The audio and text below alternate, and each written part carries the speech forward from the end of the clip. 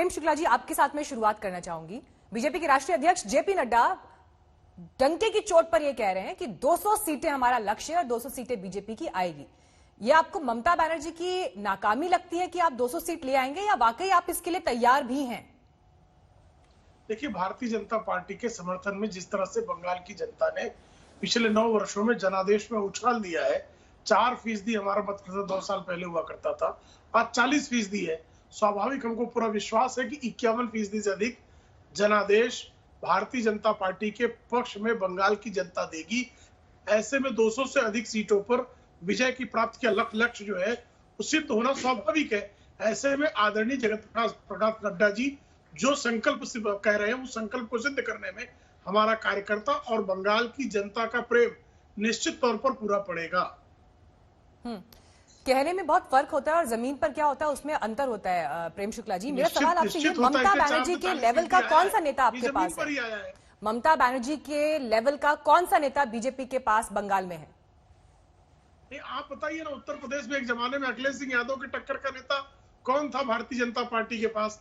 हरियाणा में भूपिंदर सिंह हुड्डा के टक्कर का नेता कौन था भारतीय जनता पार्टी के पास? महाराष्ट्र में शरद पवार के टक्कर का कौन था नेता भारतीय जनता पार्टी के पास? महाराष्ट्र में भी देवेंद्र फडणवीस मुख्यमंत्री बने कि नहीं बने? तो इसी तरह मनोहर लाल खट्टर जी हरियाणा मुख्यमंत्री बने कि नहीं बने? आदरणीय योगी आदित्यनाथ जी जो है उत्तर प्रदेश में मुख्यमंत्री बने कि नहीं बने? तो ये टक्कर की शक्ति जो है वो जनता का जनादेश हमको दे देगा, और जिसके ऊपर हमारा विधायक दल जिसको चुन देगा वो ममता बनर्जी से बेहतर बंगाल का मुख्यमंत्री सिद्ध होगा। मनोजीत मंडल जी, क्यों बार बार ये कहा जाता है कि नेता जो आ रहे हैं वो बाहरी हैं?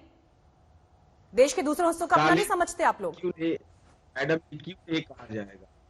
देखिए, खाली उनके जैसे बड़े पार्टी के नेता है, अध्यक्ष है जेपी नड्डा साहब, गुरुदेव रविन्द्रनाथ टैगोर के बारे में क्या क्या कह दिया, उनको पता ही नहीं है वह कहाँ उनका जन्म हुआ था, कहाँ वो काम किया था, पता ही नहीं है। अगर ये आप वो लोग कहेगा, और पिछले बार जो अमित शाह जी आए थे वो तो बिरसा मुंडा के जगह किसी और के गले में माला डाल दिया था। तो आप हमारे कल्चर को समझो। अगर आपको कुछ पता नहीं है तो आपके जो लोकल लीडर है, तो कोई तो एक दो तो आदमी बहुत अच्छे हैं, स्वपन दास गुप्त है, पूछ लो। आपको पता नहीं है गुरुदेव रविन्द्रनाथ टैगोर का जन्म कहाँ हुआ था? वो सारे दुनिया को पता है, देश तो छोड़ो, सारे दुनिया को पता है उनके जन्म कहाँ हुआ था और वो काम कहाँ करते थे। कर्म भूमि कौन है, जन्मभूमि कौन है? आपको पता नहीं तो हम क्यों बाहर नहीं कहेंगे? इसका मतलब ये नहीं आप नहीं आ सकते हो। बिल्कुल आओ, समझो हम लोगों को, यह काम करो, कोई बात नहीं, और मुद्दे पे लड़ाई करो।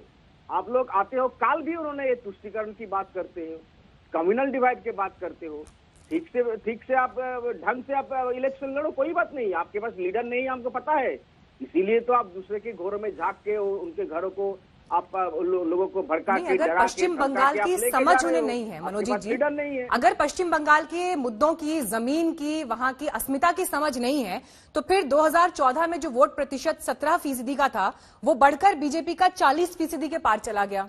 और अगर मैं अभी जो विधानसभा के आंकड़ों की तरफ भी देख रही हूं, 2006 में 1.93%, 2011 में बीजेपी का वोट प्रतिशत 6.52%, 2016 में बढ़कर हो गया 10.16%। ये कैसे बढ़ रहा है? लगातार दिखाई दे रहा है कि उनका रथ तो बहुत तेजी से आगे दौड़ रहा है। कैसे रोकेंगे आप? ये 2016 में कितने सीटें मिले उनको, आपको पता है? 3 सीट मिले थे, 3 1 2 3। लोकसभा में कितनी सीट मिली? लोकसभा में हर जगह में मैडम जी, अगर आप लोकसभा चुनाव को आप एक स्टैंडर्ड मानोगे तो हर राज्य में बीजेपी होनी चाहिए। ये तो नहीं है। लोकसभा इलेक्शन के बाद दिल्ली में क्या हुआ देखिए, उनके नाक के नीचे दिल्ली में पूरा रिवर्स हो गया था। और यहाँ पर भी इलेक्शन जो हुआ था लोकसभा में जितनी सीटें जीती 18, वो तो एक तरफ मनोजीत जी, जो सीटें जीती वो एक तरफ, लेकिन अगर लोकसभा के ही नतीजों को विधानसभा के हिसाब से देखें तो 130 सीटें ऐसी थी जिन पर बीजेपी टीएमसी से आगे थी। टीएमसी कैसे रोकेंगे आप उनका विजय रथ? टीएमसी 160 सीटों से आगे थी, है कि नहीं? अगर आप ये भी मानोगे तो ये भी आपको मानना पड़ेगा, टीएमसी के पास 160 से ज्यादा सीट थी। लोकसभा के इलेक्शन अगर कोई अगर स्टैंडर्ड हो तो देखिए, इस तरह से कोई इलेक्शन नहीं होते हैं। आपको पता है उड़ीसा में एक ही साथ 1-2 इलेक्शन हुआ, दोनों रिजल्ट निकला, ये आपको पता। उड़ीसा में तो बीजेपी है, आप ये कहोगे कि तेलंगाना में बीजेपी नहीं है, लेकिन उड़ीसा में तो बीजेपी थी। देखिए यह इलेक्शन डेवलपमेंट के मुद्दे पे होगा। और बंगाल में अभी जो हो रहा है, सबसे अच्छा काम जो हो रहा है, आपको पता है कि आपके दरवाजा पे सरकार पहुंच गई है, जिसको हम दुआरे सरकार कहते हैं। और आज करीब करीब 30 लाख लोगों ने रजिस्ट्री किया आज तक। जो सरकार के जो स्कीम है, वो हेल्थ स्कीम है, और एग्रीकल्चर स्कीम है, हर स्कीम में लोग जुड़ रहे हैं। यही है राजनीति। आप डेवलपमेंट की राजनीति करो ना, हमको कोई बात नहीं, हम ये मानते हैं। बीजेपी अभी टीएमसी के बाद बीजेपी सबसे बड़ा चैलेंज है, हम मानते हैं। चलिए, आप चुनौती स्वीकार कर रहे हैं, ठीक है।